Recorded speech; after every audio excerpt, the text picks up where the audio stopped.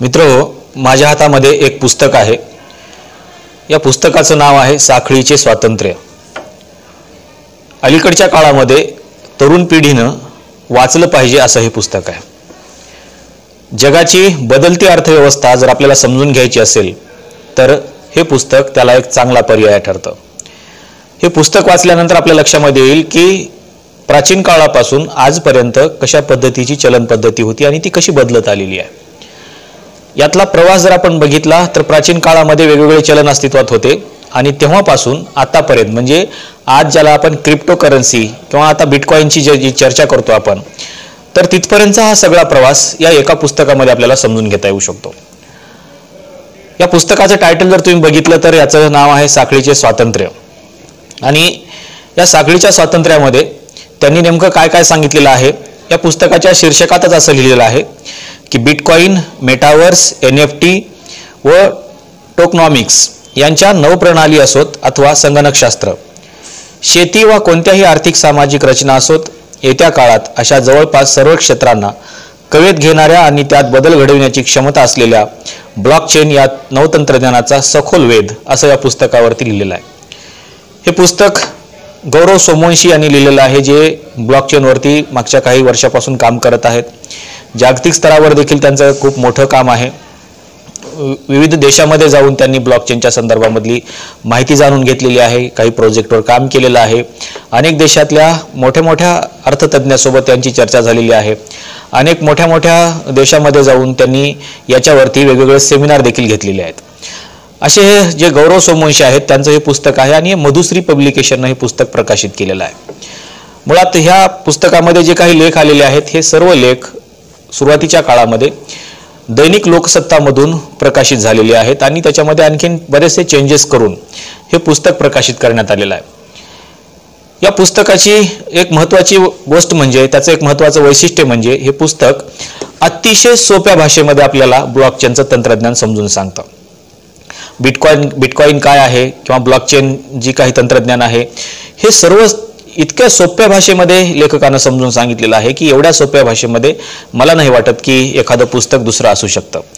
माझ्या तरी किमान ते वाचण्यामध्ये नाही आहे। हे जे काही ब्लॉकचेन आहे हे ब्लॉकचेन याच्यावरती सध्या जगभरामध्ये काम सुरू आहे, वेगवेगळे तज्ज्ञ लोक याच्यामध्ये काम करत आहेत। माझ्या दृष्टिकोनातून भारतामध्ये जे ब्लॉकचेनवरती काम करणारी व्यक्ती आहे त्यातलं सगळ्यात मोठं नाव म्हणजे गौरव सोमवंशी आहे। आणि त्यांनी या पुस्तकामध्ये जे काही तंत्रज्ञान समजून सांगितलेलं आहे अतिशय सोप्या भाषेमध्ये त्यांनी हे समजून सांगण्याचा प्रयत्न केलेला आहे। त्यातलं एक मी थोडं 4 ओळी तुम्हाला मी याच्यामधले वाचून दाखवतो म्हणजे आपल्या लक्षामध्ये येईल की त्यांनी कशा पद्धतीने आपल्याला हे ब्लॉकचेनचं जे तंत्रज्ञान आहे हे समजून सांगण्याचा प्रयत्न केलेला आहे। पाऊल बेटावरील जी दगड होती ती 460 किमी दूर असणाऱ्या ॲप बेटावरून आणायची होती। या वर्तुळाकार दगडांची उंची सहज 7 ते 12 फुटापर्यंत आणि वजन हजारो किलोंच्या घरात असायचे। यासाठी 100च्या वर माणसे ॲप बेटावरून यायची आणि महासागरात या दगडांना वाहून नेण्यासाठी खास नाव सुद्धा बनवल्या जायच्या। मात्र या प्रक्रियेला खरी भरभराटी 500 वर्षापूर्वी आली आणि ॲप बेटावरील लोकांनी या दगडी तबकड्यांचा पैसे किंवा चलन म्हणून वापर सुरू केला। आता आपण या दगडी पैशाबद्दल या राई चलनाबद्दल थोडेसे विस्ताराने समजून घेऊया, कारण हे समजून घेतले की बिटकॉइन हे चलन म्हणून कसे काम करते हे सुद्धा स्पष्ट होत जाईल। याचे कारण ॲप बेटावरील हजारो वर्ष जुन्या दगडी चलनामध्ये आणि ब्लॉकचेन या अत्याधुनिक तंत्रज्ञानावर आधारित 21व्या शतकाच्या पहिल्या दशकाखेरीस अस्तित्वात असलेल्या बिटकॉइन या जागतिक चलनामध्ये बरेचसे साम्य आहे। म्हणजे प्राचीन काळामध्ये इतिहासामध्ये जे चलन वापरलं जायचं ते चलन कशा पद्धतीनं काम करत होतं त्याच पद्धतीनं बिटकॉइन देखील काम करत आहे असं लेखकाला सांगायचं आहे। इतकी सोपी भाषा या पुस्तकाची आहे म्हणजे याचं विश्लेषण देखील करायची गरज नाही, एवढं सोपं या पुस्तकामध्ये त्यांनी लिहिलेलं आहे। याचंच एक उदाहरण आणखीन मी तुम्हाला सांगतो की समजा एका व्यक्तीने जिच्या मालकीची एक मोठे दगडी नाणे आहे दुसऱ्या व्यक्तीकडून काही जमीन विकत घेतली वा काही वस्तू सामग्री विकत घेतली तर या व्यवहारात नाण्याची मालकी साहजिक दुसऱ्या व्यक्तीकडे जाणार। पण या व्यवहारात नाणे एका ठिकाणावरून दुसऱ्या ठिकाणी घेऊन जाणे गरजेचे नाही, कारण अगडबंब आकारामुळे त्यास वाहून नेणे महाकर्मट कठीण। म्हणून या मंडळींनी सोपा मार्ग शोधला। सगळे व्यवहार हे सार्वजनिक म्हणजे अनेक लोकांसमोर करायचे ठरवले आणि नुसती नाण्यांची मालकी बदलली, म्हणजे नाणे एकाच ठिकाणी पडीक आहे पण त्याची मालकी मात्र बदलली आहे आणि याची नोंद प्रत्येकाच्या स्मरणात आहे. बघा, एकदा असं झालं की एक मोठे दगडी नाणे पलाऊवरून वाहून आणताना मध्येच महासागरात बुडाले. ते आणताना बरेच कष्ट आणि परिश्रम लागले होतेच, मग त्याला असेच वाया जाऊ द्यायचे का? यावर यापवासियांनी एक सोपा मार्ग काढला. ते नाणे महासागराच्या तळाशी का असेना शाबूत होते, शिवाय ते आणताना किती त्रास झाला हेही सर्वांना ठाऊकच होतेच. त्यामुळे या बुडालेल्या दगडी नाण्यावर सुद्धा व्यवहार सुरूच आहेत आज देखील. त्याची फक्त मालकी बदलत जाते, म्हणजे ही लोकांची स्मृती किंवा या व्यवहाराची आठवण म्हणजेच एक नोंदवही ठरते. आणि बिटकॉइन देखील अशीच एक नोंदवही आहे असं या लेखकाला म्हणायचं आहे. ज्या पद्धतीनं ॲप बेटावरची जी नाणी होती ती आणली जायची, तिचं मूल्य ठरवलं जायचं आणि मूल्य ठरवल्यानंतर त्याचे व्यवहार केले जायचे. आता ही दगडी नाणी जी होती ती एका ठिकाणाहून दुसऱ्या ठिकाणी हलवणं अवघड जायचं, म्हणून ते नाणं एकाच ठिकाणी राहायचं. ते नाणं एकाच ठिकाणी राहायचं आणि त्या नाण्यावरती फक्त व्यवहार व्हायचे. लेखकाने हे सांगण्याचा प्रयत्न केलेला आहे की ॲप बेटावर ज्या पद्धतीची चलन पद्धती होती, तो दगड ज्या पद्धतीनं चलन म्हणून वापरात आणलेला होता त्याच पद्धतीनं आज बिटकॉइन चलन म्हणून वापरात आणलेलं आहे. इतकं सोपं या पुस्तकामध्ये त्यांनी सांगितलेलं आहे. आपण जर या पुस्तकाची अनुक्रमणिका बघितली तर आपल्या लक्षामध्ये येईल की या पुस्तकामध्ये नेमकं काय काय आहे. याच्यामधल्या पहिल्या प्रकरणामध्ये ब्लॉकचेनचा परिचय आहे. दुसऱ्या प्रकरणामध्ये पैशाचा जो इतिहास आहे प्राचीन काळापासून आतापर्यंत जी बिटकॉइन पर्यंतचा त्याचा इतिहास याच्यामध्ये आहे. बँकिंग आणि बिटकॉइन हे कशा पद्धतीनं काम करतं हे याच्यामध्ये आहे. चौथ्या प्रकरणामध्ये सायफरपंक चळवळ जी आहे त्या चळवळीचं विश्लेषण आहे. पाचव्या प्रकरणामध्ये ब्लॉकचेन तंत्रज्ञानातील विविध संकल्पना त्यांनी सांगितलेल्या आहेत. त्याच्यामध्ये हॅशिंग असेल, हॅश कॅश असेल, अशा बऱ्याचशा गोष्टी त्याच्यामध्ये आहेत. सहाव्या प्रकरणामध्ये बिटकॉइन आपल्याला कशा पद्धतीनं समजून घ्यायचं आहे ते त्यांनी सांगितलेलं आहे. सातव्या प्रकरणामध्ये ब्लॉकचेन तंत्रज्ञानाचे विविध प्रकार त्यांनी सांगितलेले आहेत. आणि आठव्या प्रकरणामध्ये विकेंद्रित, विश्वासार्ह आणि पारदर्शक जगाकडे कशा पद्धतीनं बघायचं याचा एक दृष्टिकोन दिलेला आहे. आणि म्हणून मी सुरुवातीला असं म्हणालो की अलीकडच्या कालखंडामध्ये अर्थशास्त्रावरती जे काम करत आहेत किंवा जगाचं अर्थशास्त्र समजून घेण्याचा प्रयत्न करत आहेत तर त्यांच्यासाठी हे पुस्तक खूप महत्त्वाचं आहे. या पुस्तकाला ओलांडून तुम्ही अर्थशास्त्र जगाचं समजून घेऊ शकत नाही असं मला वाटतं. कारण या पुस्तकामध्ये छोट्या छोट्या गोष्टी इतक्या बारकाईनं आणि अतिशय सोप्या भाषेमध्ये समजावून सांगितलेल्या आहेत. बघा, बँक कशा अस्तित्वात आलेल्या आहेत. इटलीचा तेव्हाचा मुख्य धर्म ख्रिस्ती होता. ख्रिस्ती धर्मानुसार व्याजावर पैसे कमावणे हा गुन्हा आहे. इस्लाम धर्मामध्येही हेच अध्यायत आहे. पण ज्यू किंवा यहुदी लोकांना असे काही धर्मबंधन नव्हते, म्हणून ही मंडळी जिथे व्यापार जास्त प्रमाणात होत असे तिथे आपापले बाग टाकून बसत आणि सगळे व्यवहार करत. पैशाच्या व्यवस्थापनाची त्यांची ही पद्धत इतकी लोकप्रिय झाली होती की बँक या शब्दाची उत्पत्ती सुद्धा इटालियन बँको म्हणजेच हे बसायचे बाग या शब्दावरून झाली. कोणतीही कंपनी बुडते, दिवाळखोरीत निघते तेव्हा आपण त्यास बँकरप्ट होणे असे म्हणतो. त्याचा इटालियन अर्थ सुद्धा बाग तुटून जाणे असा आहे. बघा, म्हणजे बँका कशा अस्तित्वात आल्या, बँक ही संकल्पना कशी अस्तित्वात आली याचे देखील एक छोट्याशा उदाहरणामध्ये अतिशय सोप्या भाषेमध्ये लेखकाने याच्यामध्ये समजावून सांगितलेलं आहे.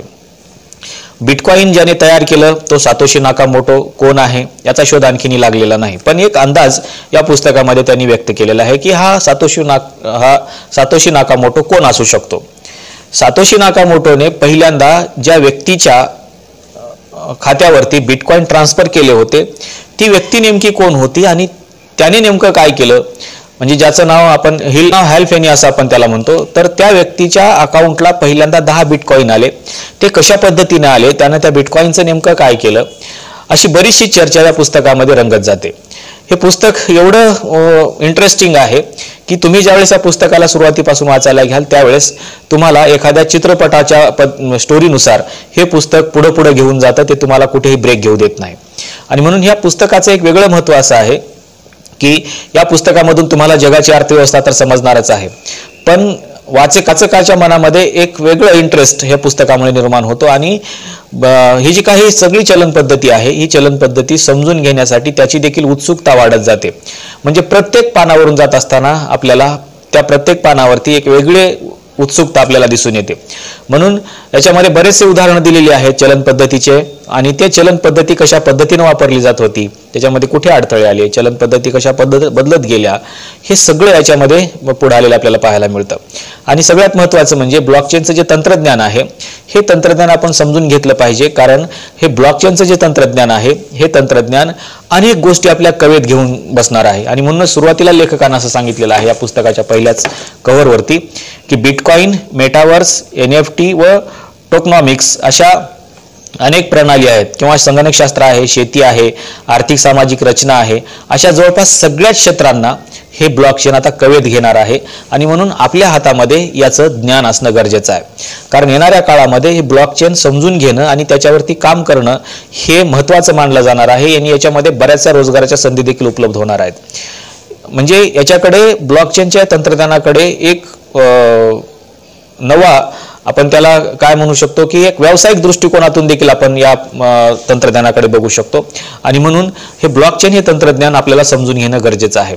आतापर्यंत जर आपण बघितलं तर या पुस्तकाच्या लेखकाने अनेक ठिकाणी याच्यावरती व्याख्यानं दिलेली आहेत. त्याचबरोबर 2017 ते 2019 या काळामध्ये त्यांनी छत्तीसगड राज्य शासनाच्या ब्लॉकचेन तंत्रज्ञानाचा वापर करू पाहणाऱ्या भारतातील पहिल्या ई गव्हर्नन्स प्रकल्पात त्यांनी काम देखील केलेलं आहे.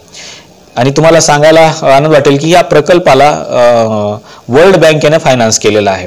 म्हणजे इतकं मोठं प्रोजेक्ट त्यांनी या खूप कमी वयामध्ये केले आपल्याला पाहायला मिळतं. त्याचबरोबर ब्रिटिश काउन्सिलमध्ये देखील त्यांनी बरेचसे लेक्चर दिलेले आहेत, दुबईमध्ये दिलेले आहेत. UK चा त्यांना फ्युचर लीडर्स कनेक्ट प्रोग्राम अंतर्गत जो काही प्रोग्राम होता त्याच्यामध्ये देखील त्यांना निमंत्रित केलेलं आहे. आणि लोकसत्ताकडून तरुण तेजांकित पुरस्काराने देखील त्यांना सन्मानित केलेलं आहे. म्हणजे इतक्या कमी वयामध्ये या लेखकाने एवढा मोठा पल्ला गाठलेला आहे आणि हे तंत्रज्ञान समजून घेतलं आहे.